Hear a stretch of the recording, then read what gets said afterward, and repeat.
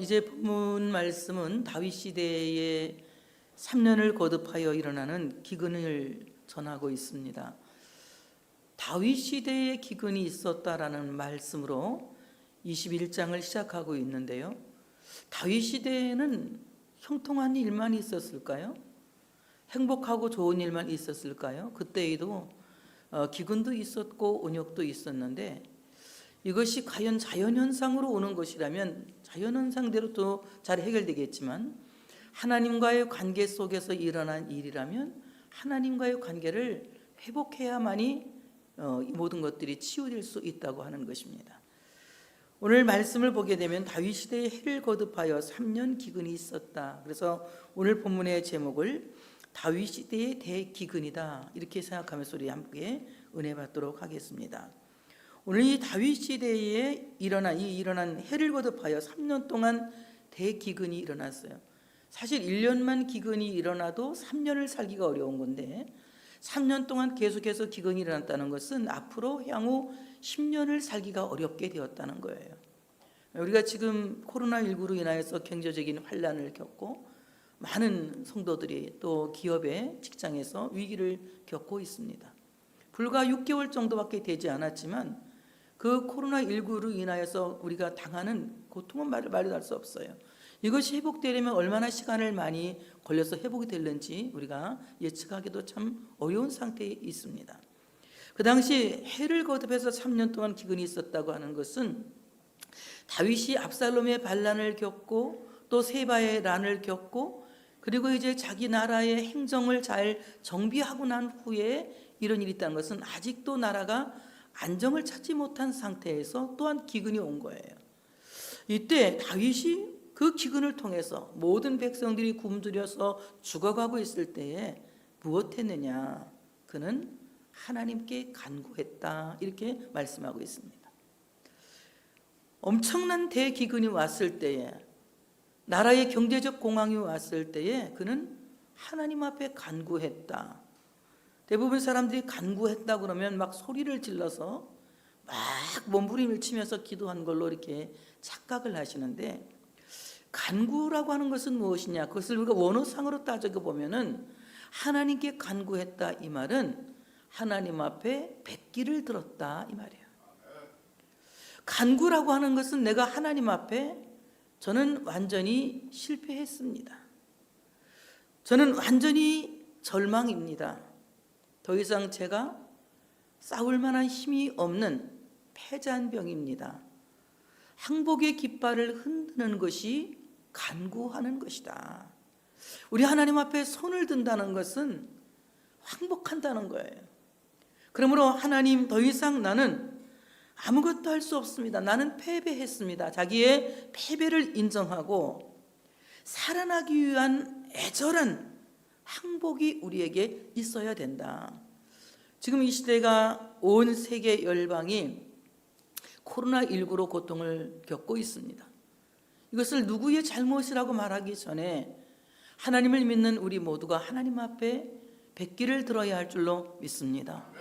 간구한다고 하는 것은 소리만 지른다고 간구가 아니고, 밥을 먹지 않는다고 해서 간구가 아니고, 또는 몸을 막 움직인다고 해서 간구가 아니라, 아무 말 하지 않는다 할지라도 하나님 앞에서 자기의 패배를 인정하고 뱉기를 드는 항복, 이것이야말로 진정한 간구인 것이다. 그래서 간구라고 하는 것은 하나님 앞에 무엇을 달라고 요청하거나 요구하는 것이 아니다. 하나님 나에게 이렇게 해주시오 저렇게 해주시오, 자기의 소원을 말하는 것이 간구가 아니라, 간구라고 하는 것은 자기 생각을 다 내려놓고 자기 방식을 다 내려놓고 오직 하나님께서 하나님의 처분대로 해주십사 하고 하나님 앞에 항복에 뱉기를 드는 것이 진정한 간구인 것이다. 그래서 우리가 하나님 앞에 간구한다고 하는 것은 우리 머리 안에 있는 모든 프로그램을 지우는 거예요. 내가 계획한 모든 프로그램을 지우고 오직 그 하나님의 선하신 뜻이 어디에 있는지, 하나님이 원하시는 그 소원이 어디에 있는지 우리가 하나님의 소원에 집중하고 하나님의 뜻을 바라볼 수 있는 그래서 그 하나님의 뜻을 앙망하고 하나님의 뜻을 기다리는 그 간절한 기다림이 진정한 간구라고 하는 사실을 믿으시기를 축복합니다. 내 머리 안에 있는 프로그램을 백지로 돌리지 않는다면 그것은 진정한 간구가 될 수가 없어요. 그래서 우리가 기도할 때에 많은 요구 조건을 갖고 기도합니다. 일반적인 기도는 요구 조건을 기도하는 게 맞아요. 그러나 간구라고 하는 것은 정말 내가 어떻게 할 수 없을 때에 앞으로 갈 수도 없고 뒤로 갈 수도 없고 옆으로도 갈 수 없는 진퇴양난일 때에 열리는 곳이라고는 하늘밖에 없을 때에 하나님을 향해서 두 손을 높이 들고 항복의 백기를 드는 것이 간구라는 거예요. 그러므로 우리가 간구할 때에 하나님 앞에 자기 방식으로 하나님 이렇게 해주세요, 저렇게 해주세요, 이거는 간구가 아니다. 그 전에 제가 배가 굉장히 고팠는데 우리 집에 오니까, 학교에서 오니까 밥이 없어요. 그래서 옆집 할머니 집으로 갔어요. 할머니 배가 너무 고픈데 밥을 달라고 그랬더니 이 할머니가 저기 바구니에다 달아놨던 찬밥, 보리밥을 딱 꺼내서 먹으라고 줘요. 이거 먹으라고 그랬더니 그렇대. 이거 말고 밥, 따뜻한 밥 달라고 그랬어요, 그 할머니한테. 그랬더니 얻어먹는 주제에 뜨거운 밥, 차가운 밥 가리게 생겼냐고. 그래서 할 수 없이 굶어 죽겠으니까 그 밥을 먹고 왔는데 내가 그 밥을 영원히 잊지 못해요. 그래서 지금도 저는 보리밥을 먹으면서 그 생각을 해요. 새집 할머니가 주던 그 바구니 안에 있던 찬밥, 보리밥. 그래, 뜨거운 밥, 차가운 밥 가리게 생겼냐? 죽게 생겼는데. 하나님 앞에 간구라고 하는 것은 내가 죽게 생겼을 때에 두 손을 드는 것이다. 그러니 그때 내가 뜨거운 밥을 달라, 차가운 밥을 달라, 이것을 가려서 기도하는 것이 아니라 하나님의 뜻이 어디에 있는지, 하나님의 것이 무엇인지를 이제 참으로 구하면서 자기 머릿속에 들어있는 모든 프로그램을 백지화하는 것이다. 그래서 우리가 하나님 앞에 간구한다는 것은 하나님의 얼굴을 구하는 것이다. 하나님의 은혜를 구하는 것이다. 다윗과 우리가 다른 점이 바로 이런 점이에요. 우리는 힘이 들면 힘이 들수록 그 문제를 붙들고 그 문제를 놓지 못하고 그 문제에 매달려서 하나님께 매달리는 것이 아니라 그 문제에 매달려서 그 문제 때문에 울고 그 문제 때문에 애타고 그 문제 때문에 고통스러워하며 기도 아닌 기도를 하지 않습니까? 정말 진정한 간구라고 하는 것은 문제에 매달리는 것이 아니라 하나님께 매달리는 것이다. 하나님의 얼굴을 구하는 것이 진정한 간구라고 하는 사실을 믿으시기를 축복합니다. 그러므로 내 머릿속의 모든 프로그램을 백지화시키는 것이 간구다. 한번 할까요? 주님, 제 모든 프로그램은 백지화되었습니다. 내 머릿속의 모든 프로그램을 백지화시키고 하나님 앞에 두 손을 높이 들고 항복의 깃발을 드는 것이 간구다. 내가 하나님 앞에서 항복의 깃발을 흔들지 않으면 이것은 진정한 간구가 될 수가 없는 것입니다. 그러므로 나의 모든 방식과 내가 갖고 있던 어떤 계획이나 어떤 프로그램을 백지화시키고 하나님의 얼굴을 구하는 것, 하나님의 은혜를 구하는 것, 하나님의 긍휼을 구하는 것이 간구다. 하나님이 은혜 주시면 다 되는 거예요. 하나님이 불쌍히 보시면 다 되는 겁니다. 하나님이 말씀하시면 다 되는 겁니다. 그동안 3년 동안 다윗이 안 해본 것이 있겠습니까? 어떻게 하면 이 기근을 면할 수가 있을까? 많은 방법을 생각했을 것이고 많은 생각들을 했을 것이에요. 그러나 인간으로는 할 수 없는 한계에 부딪힌 겁니다. 그때 그가 하나님 앞에 드리는 것은 자기의 모든 프로그램을 백지화시키고 하나님의 뜻을 기다리는 하나님의 얼굴을 구하는 간구의 기도를 드렸다. 그러므로 우리가 힘든 상황이 왔을 때에 더 이상 내가 무엇을 하려고 나가지 말고 하나님 앞에 참으로 항복의 깃발을 흔들며 간구할 수 있는 우리 모두가 되어져야 된다고 하는 사실을 믿으시기를 축복합니다. 하나님은 기도하면 반드시 응답한다고 약속하셨어요. 너희가 받지 못하는 것은 구하지 않았기 때문이다. 이건 기도하지 않았기 때문이다. 우리가 그렇게 열심히 기도하는데 하나님은 우리의 기도를 기도라고 취급하지 않으시는 거예요. 두 손을 들고 소리를 지르고 그야말로 엄청나게 힘찬 기도를 했는데 하나님이 그 기도를 기도로 여기지 않는다면 우리의 모든 기도의 노동은 헛수고가 될 것입니다. 그러나 기도가 기도되게 한다는 것은 기도를 기도처럼 해라. 기도를 기도처럼 해라. 기도를 기도처럼 해라고 하는 것은 무엇입니까? 내 방식을 다 내려놓는 거예요. 그리고 하나님의 뜻을 구하는 것, 하나님의 얼굴을 구하는 것, 이런 기도를 할 때에 하나님은 나하고 너무나도 얘기하고 싶어 하시기 때문에 반드시 응답하십니다. 그 보증수표가 어디에 있습니까? 마태복음 7장에 있어요. 구하라 그러면, 찾으라 그러면 찾아낼 것이요.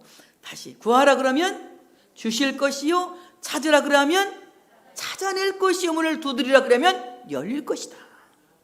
누가 말씀하신 거예요? 누가 말씀하신 거예요? 예수님께서 말씀하신 거예요. 기도에는 보증수표가 분명히 있다. 내가 간구하는 날에 주께서 응답하시리니. 언제? 간구하는 날에, 나를 포기한 날에, 나의 패배를 인정한 날에, 내가 항복의 깃발을 흔드는 날에, 그날에 하나님이 응답하신다.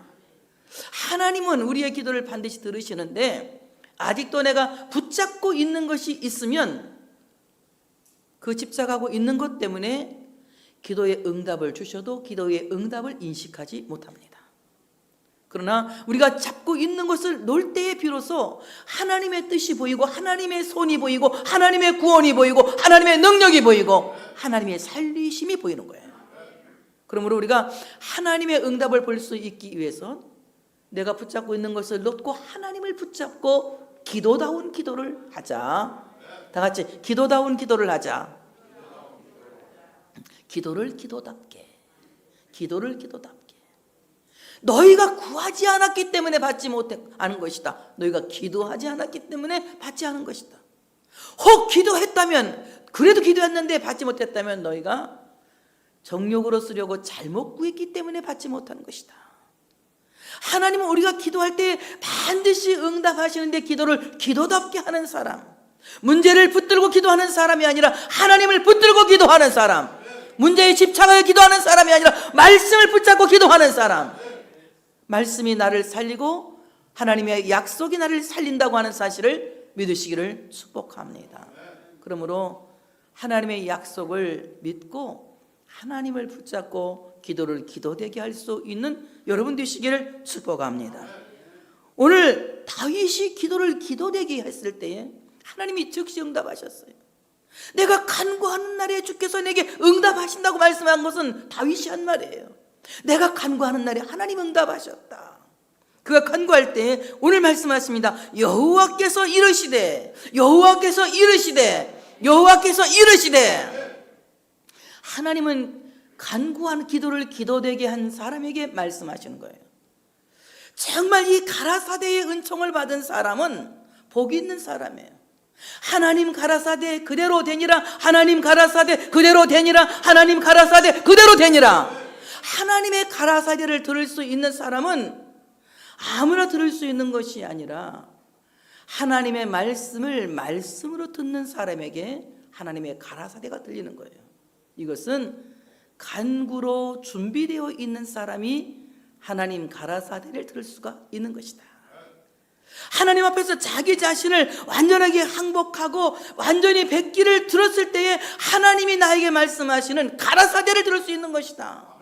오늘 가라사대는 옛날 책이고 지금 책은 하나님이 이르시되, 옛날 책에는 하나님이 가라사대, 하나님이 이르시되 누구에게 말씀하셨습니까? 간구한 다윗에게 말씀하신 거예요. 내가 하나님 앞에서 항복의 뱉기를 들었을 때에 정말 나의 패배를 인정하고 나는 아무것도 할 수 없는 나의 무능을 인정하고 나의 무력함을 인정하고 하나님만이 할 수 있다고 항복의 깃발을 흔들 때에 그날에 하나님이 나에게 말씀하시는 겁니다. 하나님의 가라사대를 읽는 자가 복이 있고 하나님의 가라사대를 듣는 자가 복이 있고 하나님의 가라사대를 행하는 자가 복이 있다. 그러므로 이 말씀을 읽는 자가 복이 있고, 이 말씀을 듣는 자가 복이 있고, 이 말씀을 행하는 자가 복이 있다. 누구든지 성령이 말씀하시는 말씀을 귀 있는 자는 들으라. 이 말씀을 듣는 자는 복이 있다. 하나님의 말씀을 들을 수 있는 사람은 복받은 사람만의 특권인 거예요. 아무나 하나님의 말씀을 듣는 것이 아닙니다. 수많은 시간을 와서 설교를 들어도 하나님의 말씀을 말씀으로 듣지 못하고 그저 연설 정도, 목사가 좋은 말 하는 정도로 듣고 간다면 여러분 자신에게 일어날 아무 일도 없어요. 그러나 하나님의 말씀을 말씀으로 들으면 그 말씀이 내 인생을, 크게 하면 좀 역전시키는 거예요. 그 말씀이 내 인생을 역전시키는 겁니다. 보세요. 정말 자기 딸이 귀신 들려서 너무나도 고통스러운 가나안 여자가 예수님께 나와서 불쌍히 여겨달라고 간구합니다. 주님 한마디도 듣지 않으시죠? 그리고 뭐라고 합니까? 개들도 제 주인의 상에서 떨어지는 부스러기를 먹나이다. 그 말 한마디가 예수님의 마음을 그냥 확 감동시킨 거예요. 그때 예수님 뭐라고 말씀하십니까? 여자여, 내 믿음이 크도다. 내 믿음대로 되리라. 예수님이 말씀하신 하나님의 말씀이에요. 여자야, 내 믿음이 크도다. 네 믿음대로 되리라. 그 순간 그 딸이 깨끗하게 나음받았다는 거예요. 인생 역전은 하나님이 나에게 말씀하실 때 일어나는 겁니다. 그러므로 그 하나님의 말씀은 내가 백기를 들었을 때에 들리는 말씀이에요. 내가 모든 염려를 붙잡고 있고, 세상의 정욕을 붙잡고 있고, 세상의 욕심들을 붙잡고 있고, 세상의 욕망을 붙잡고 있으면서 하나님의 음성을 듣고 그 음성을 통해서 내 욕망이 충족되기를 원한다면 죽었다 깨는 이 사람은 하나님의 음성을 들을 수 없습니다. 하나님의 음성을 들을 수 있는 사람은 자기 머릿속의 모든 프로그램을 백지화시키는 사람, 이런 사람이 하나님의 음성을 들을 수 있다고 하는 사실을 믿으시기를 축복합니다. 하나님께서 다윗에게 말씀하셨습니다. 이 문제가 어디에서부터 왔는지를. 이 대기근의 원인이 사울과 그의 집이 기브온 사람들을 학살하고 기브온 사람들을 이 땅에서 쫓아내고 기브온 사람들을 죽였기 때문에, 살해했기 때문에 일어난 일이다. 그들 마음속에 억울한 마음이 가득하다. 그들의 억울함을 풀지 않고는 이 기근은 해결되지 않는다는 것을 하나님께서 다윗에게 가르쳐 주신 것입니다. 기브온 사람은 어떤 사람입니까? 여호수아가 가나안 땅을 정복할 때에 가나안 땅에 살고 있는 아모리 모든 족속들이 다 쫓겨났어요.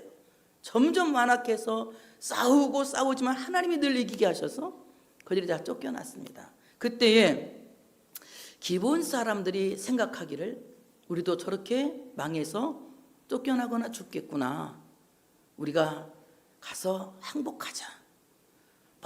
멀리서 온 사람들처럼 꾸미고 이제 가서 거짓말로 항복하면서 이스라엘이 좋아서 왔으니 우리도 이 백성으로 살게 해달라고 합니다.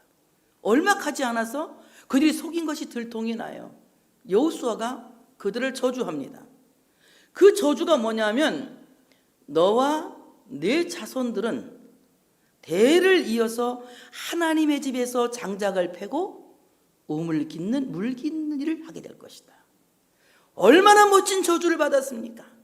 다윗의 소원이 뭡니까?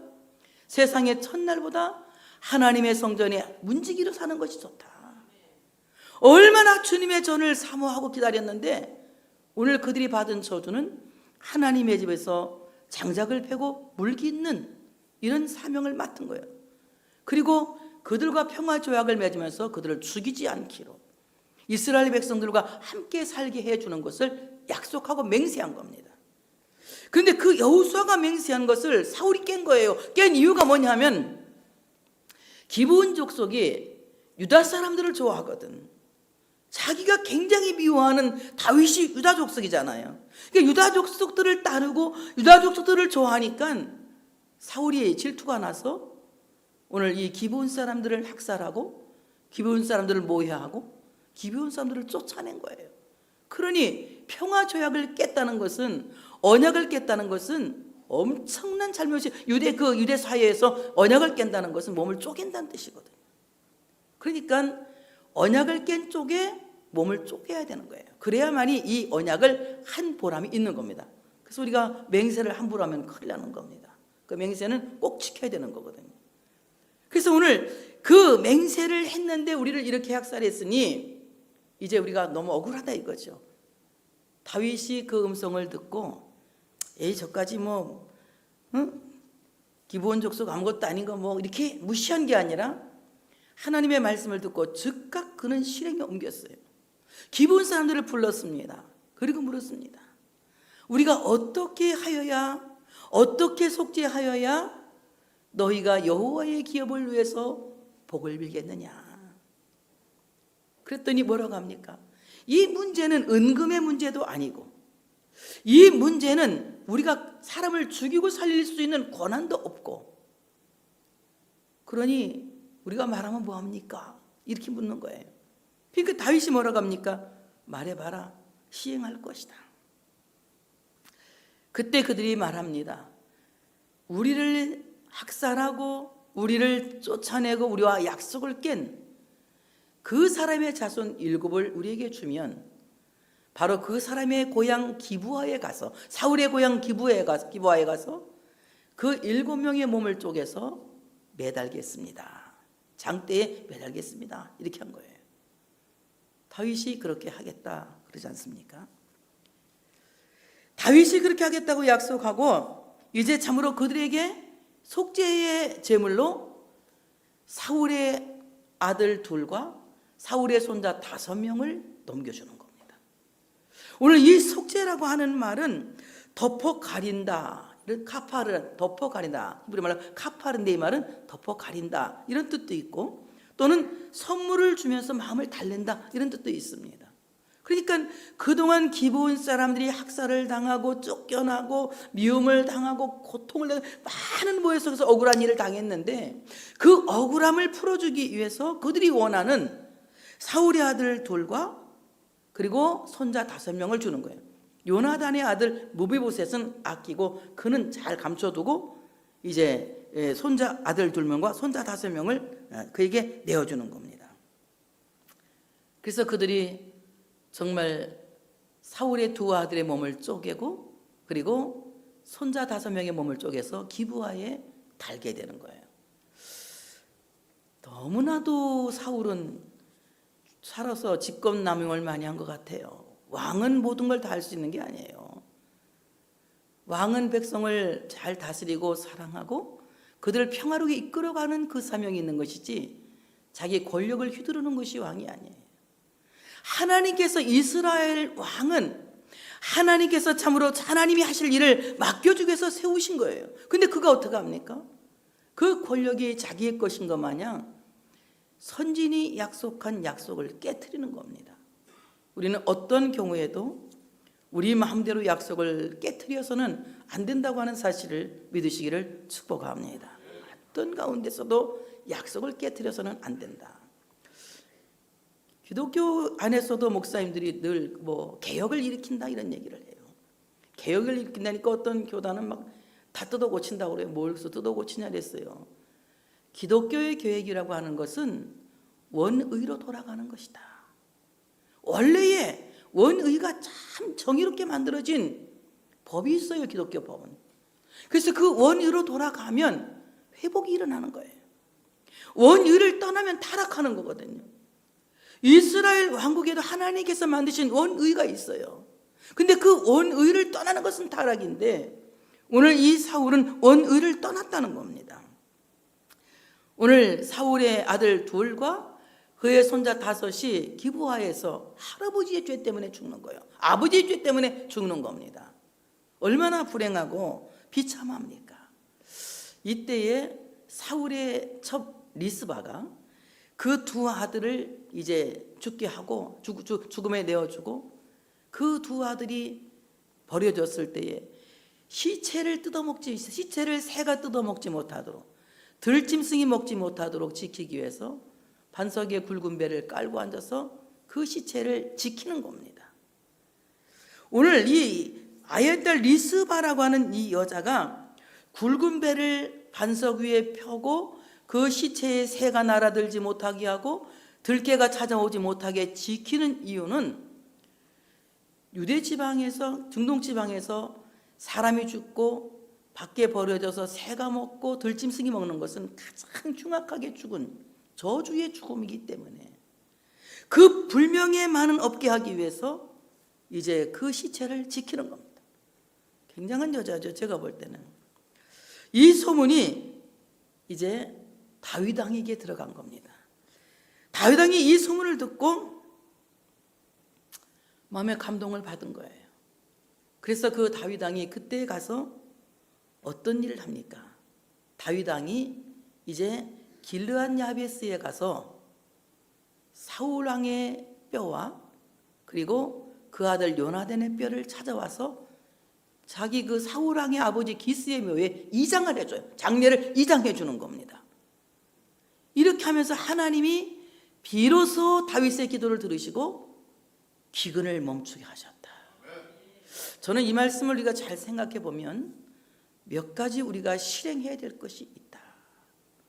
첫째는 내가 하나님 앞에 아무리 열심히 있고 신앙이 좋다고 하더라도 다른 사람에게 억울한 일을 하게 했다면 그 억울함을 풀어주고 하나님 앞에 제단을 드리는 것이 우선이다. 이것을 예수님께서 우리에게 가르쳐 주신 것입니다. 너희가 제물을 드리려고 왔다가 형제에게 원망받을 만한 일이 생각나거든. 그 제물을 제단 밑에 내려놓고 먼저 가서 형제와 사과해라.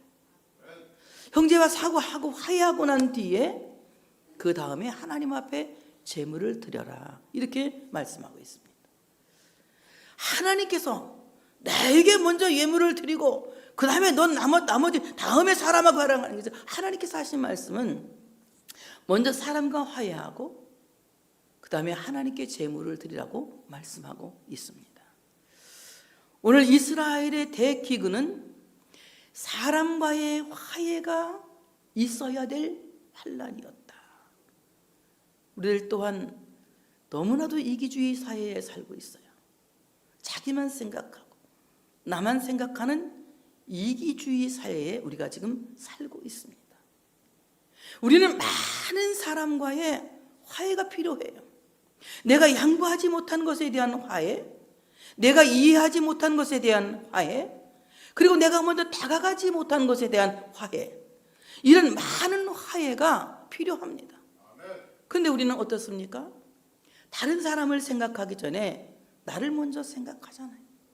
그래서 요즘은 자기 존재 우월감 그리고 자기 애에 빠져 있는 사람들이 거의 대다수의 사람이에요. 과거의 미풍양속은 뭐였습니까? 내가 어렵지만 콩 한 쪽을 반씩 나눠서 배고픔을 서로 덜하게 하는 것. 그리고 다른 사람의 아픔을 먼저 헤아리고 다른 사람에게 먼저 양보하고 다른 사람이 할 것을 기다려주는 그런 것이 우리에겐 굉장한 미덕이었어요. 근데 이런 미덕은 어느 절에 다 없어지고 우선 나만 살고 보겠다는, 나만 챙기고 나만 생각하는, 그래서 부모도 없고 자식도 없는 이런 이기주의 사회에 우리가 살고 있습니다. 적어도 여기 오신 분들 정도는 그래도 괜찮아요. 우리 다음 세대는 점점 더 그렇게 무섭게 달라지고 있을 겁니다. 이런 시대에 우리가 살고 있습니다. 우리가 하나님 앞에서 먼저 할 것은 양보하지 못한 것에 대한 화해, 먼저 다가가지 못한 것에 대한 화해, 배려하지 못한 것에 대한 화해. 큰 것을 생각하지 마세요. 내가 어떤 큰 잘못을 한 것에 대한 화해가 아니라 아주 작은 것을 실천하지 못한 것에 대한 화해가 먼저 있어야 된다. 저는 그렇게 생각합니다. 옆에 분에게 한번 해보세요. 당신을 먼저 생각하지 못했습니다. 당신을 먼저 생각하지 못했습니다. 예. 내가 당신을 먼저 생각하지 못했습니다. 당신에게 양보하지 못했습니다. 당신에게 배려하지 못했습니다. 그러니 미안합니다. 죄송합니다. 그리고 그동안 감사했습니다. 이런 화해가 필요하겠죠. 오늘 이 기브온이 고통당하고 있는 것은 약속을 깬 것에 대한 억울함이에요. 자기들이 그곳에서 학살당하고 이런 것도 슬프지만 정말 슬픈 것은 여호수아가 맺은 그 조약을 사울이 깬 것, 그 당시에 왕과 같은 지도자가 맺은 언약을 지금 현재의 지도자가 깬 것에 대한 원통함이 그들에게 있었다는 것입니다. 그러므로 우리는 얼마나 많은 약속을 하고 삽니까? 서로 사랑하겠다고, 서로 이해하겠다고, 그리고 서로 양보하고 서로 받아들이고 먼저 손 내밀어주고 먼저 웃어주겠다고 우리가 얼마나 많은 약속을 했습니까? 근데 그 많은 약속을 하고 약속을 지키지 못한 것에 대한 화해가 먼저 있어야 한다. 그러므로 이 대환란은 우리 서로의 화해가 있을 때 그 화해를 통해서 일어나는 하나님의 은총이라고 하는 사실을 믿으시기를 축복합니다. 하나님의 백성들이 서로 사이좋게 지내기를 원하시죠. 자식을 여럿 낳아보면 알아요. 저는 하나밖에 없으니까 그래도 이제 둘이잖아요. 사위하고 딸하고. 둘이 안 싸우고 잘 살면 제가 행복하고, 싸우면 영 불편해요. 마음이 아주 안 좋아요. 마찬가지 아니겠어요? 자식을 낳아서 형제들이 서로 우애하고 잘 살면 부모의 마음이 기쁜 거 아니겠습니까? 하나님 아버지의 마음은, 부모의 마음은 더 큰 거예요. 성도들이 성도 간에 서로 화목하게 지내고, 그리고 여러분이 사회에 나아가서 많은 사람들과의 좋은 사회성을 갖고 살 때에 하나님이 그러한 사람들을 기뻐하시고 그 사람들 때문에 영광을 받으신다. 그래서 예수님 뭐라고 말씀하셨습니까? 너희는 세상의 소금이다. 너희는 세상의 빛이다. 내 몸을 녹여서 세상에 빛을 내는 빛이 되라. 소금처럼 먼저 내가 내 몸을 녹이고 내 마음을 녹이고 내 생각을 녹이고 세상을 비추는 빛이 되라고 우리에게 요구하고 계시는 거예요. 그러므로 이제 우리가 서로 먼저 참으로 화해가 필요하다. 그래서 하나님 앞에 예배 드리는 것도 좋지만 더 중요한 것은 우리는 사회적 화해가 필요하다. 사회적 화해가 필요하다. 많은 사람들을 우리가 격려하지 못하고 돌보지 못하고 양보하지 못하는 것에 대한 이런 사회적 화해가 우리에게는 많이 필요하다라는 생각을 합니다. 그 다음에 오늘 이 사울과의 장례를 다윗이 했다는 것은 굉장한 큰 정말 용서의 마음입니다.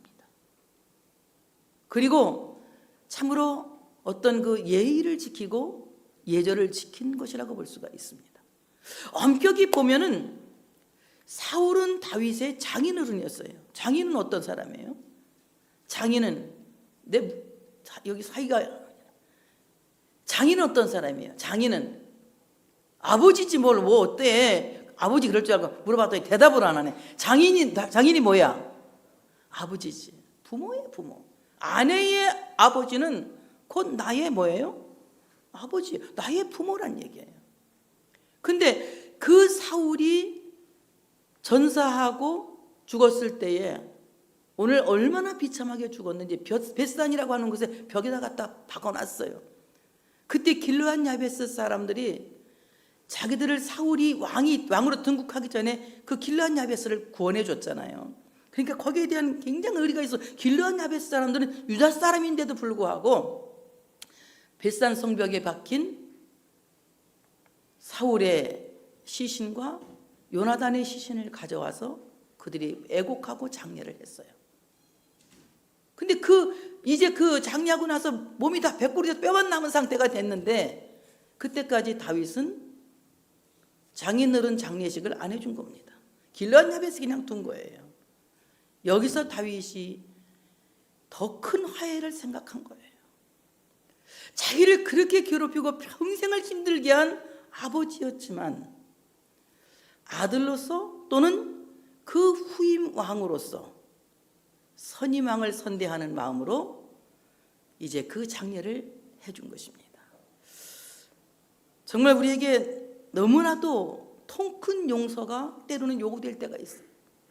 도저히 용서할 수 없는 사람을 용서해야 될 때, 용서해야만 할 때가 있습니다. 근데 우리는 어떻습니까? 하나님은 우리에게 1만 달란트라고 하는 엄청난 죄, 평생 갚아도 그 은혜를 갚을 수 없는 우리의 죄를 용서해 주셨는데 우리는 500데나리온도 안 되는 작은 죄를 용서하지 못하고 사람을 미워하면서 그 미워하는 사람을 내 마음에 가두어두고 일평생 미움에게 내 마음을 빼앗기고 살고 있지 않습니까? 그러니까 미움에 갇혀 있는 사람에게 어떤 좋은 일이 일어나겠으며 어떤 특별한 일이 일어나겠습니까? 그러므로 우리 안에 더 큰, 통 큰 용서가 필요하다. 큰 용서가 필요하다. 제가 해보니까 용서는 상대를 위해서 하는 게 아니에요. 내가 용서해 줄 게 아니라 사실 내가 더 큰, 통 큰 용서라고 하는 것은 내가 용서받는 것이다. 내가 용서받는 것이다. 용서는 상대를 미운 사람을 위해서 하는 것이 아니라 내가 편하려고 하는 것이다. 나를 위한 것이 바로 용서예요. 그래서 우리 어떻습니까? 도저히 용서할 수 없는 그 사람을 더 통 큰 용서로 받아들이고 용납할 수 있는 용서의 마음을 가져야 된다. 오늘 다윗이 사람이 볼 때는 얼마나 바보짓입니까? 그는 얼마든지 장례를 안 치러준다고 해서 뭐 크게 비난받을 일도 아니에요. 근데 그는 아버지에 대한 효로 장례를 한 거예요.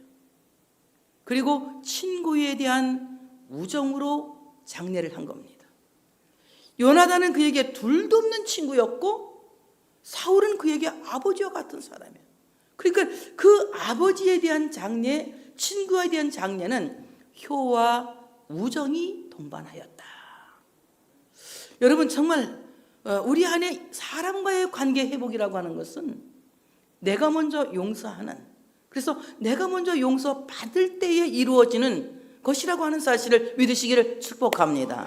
그러므로 우리가 다른 사람에게 용서한다고 하는 것은 사실은 용서한다고 하는 개념이 아니라 내가 그동안 미워했던 것들을 용서받는 개념이라고 볼 수 있다. 내가 용서받는, 다 같이 남을 용서하는 것은 내가 용서받는 것이다. 내가 용서받는 것이다. 다른 사람을 미워하고 산다는 것은 결국 자기가 자기를 용서하지 않는 거예요. 그러니까 스스로 자기를 불행하게 만드는 거죠. 여러분 정말 원수에게 사랑스러운 나의 존재를 맡길 이유가 있을까요? 용서하고 원수와의 관계를 끝내는 것이 오히려 행복한 것입니다. 그러므로 모든 용서라고 하는 것은 그 사람을 위한 것이 아니라 나를 위한 것이다.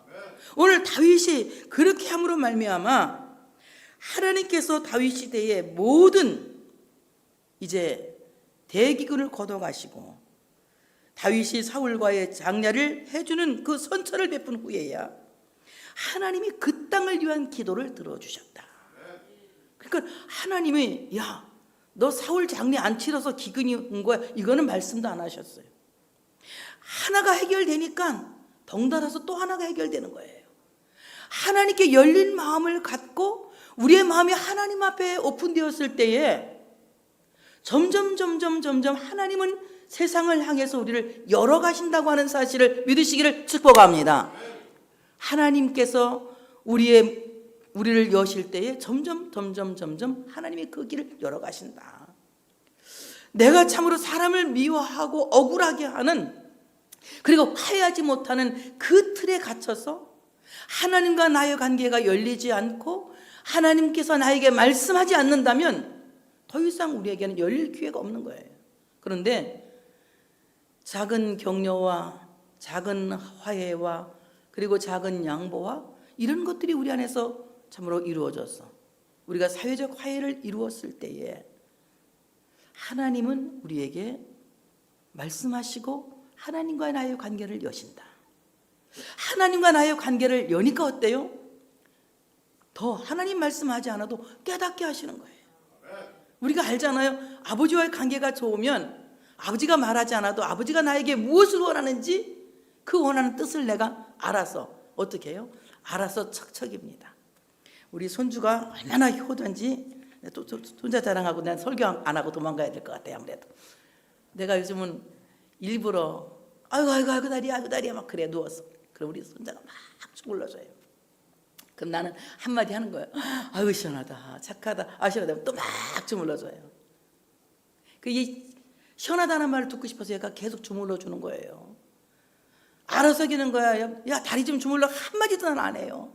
아이고 다리야라면 왜 이러면서 어이구 막 저기 거실에 있다가도 뛰어들어와서 주물르고 가요. 이게 왜 그럴까요? 걔가 누구 마음을 알아요 지금? 할머니 마음을 아는 거예요. 왜?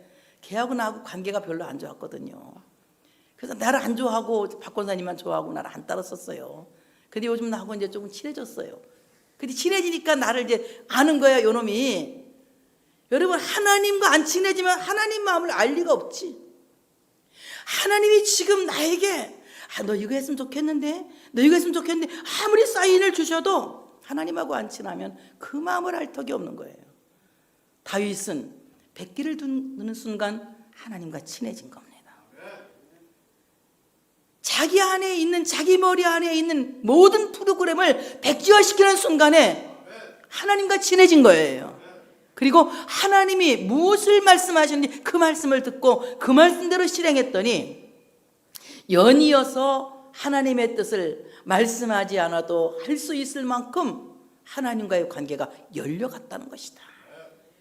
여러분 가정에 하나님과의 관계가 열려가시기를 바랍니다.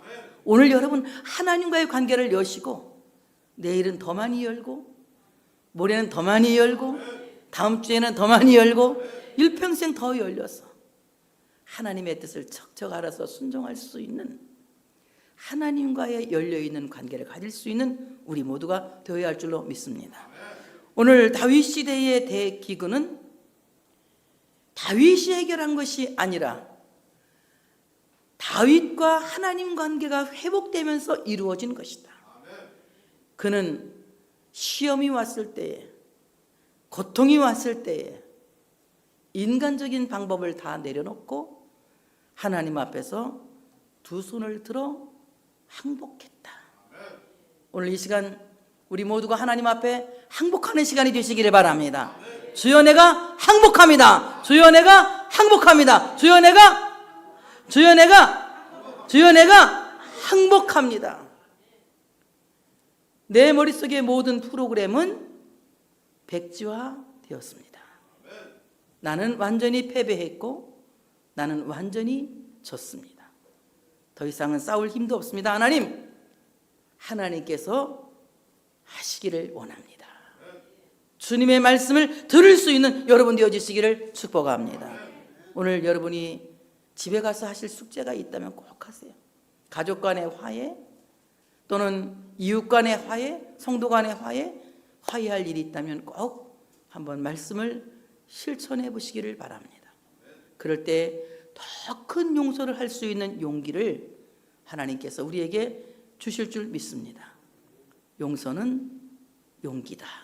다 같이 용서는 용기다. 예, 이것도 제가 명언 말하는 거예요. 용서는 용기다.